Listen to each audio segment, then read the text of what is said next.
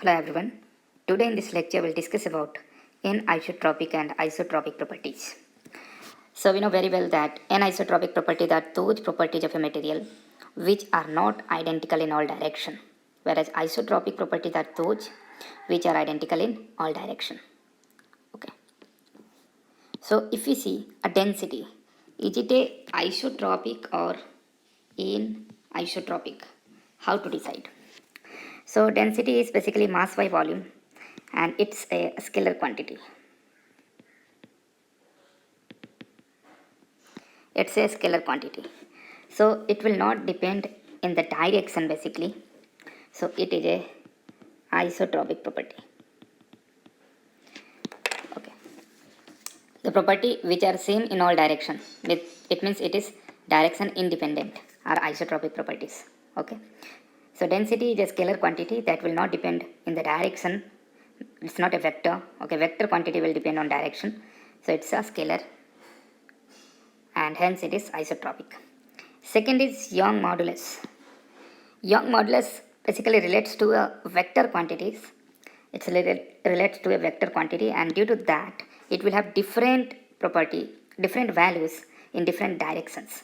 So it is anisotropic. Coming to the third, that is the surface energy. Surface energy also relates to the vector term. If you see the formula, it also has the vector term in that and due to that it is also anisotropic. This property is also anisotropic. Next, refractive index. It also relates to vector term.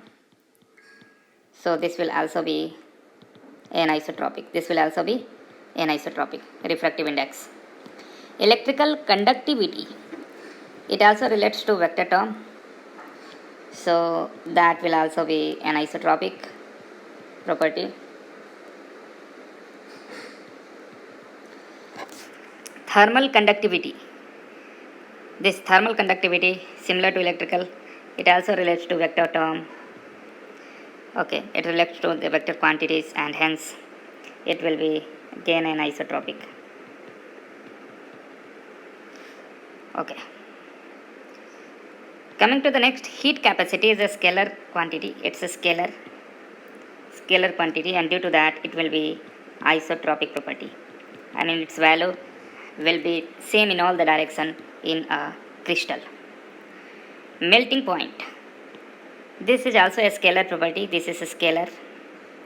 So in this case, the directance, dependence on direction will not be there in the melting point case, and that will be again isotropic. Coming to coefficient of thermal expansion, it relates to vector quantity. If you see the formula, we'll get, and that is again anisotropic. Okay. So basically, the property which relates to the vector term, okay, vector quantities are basically anisotropic property of a crystal, and those which are a scalar are isotropic properties of a crystal. And if we discuss the isotropic and anisotropic behavior in crystalline and amorphous, amorphous are basically isotropic in nature and crystalline are anisotropic in nature. Thank you.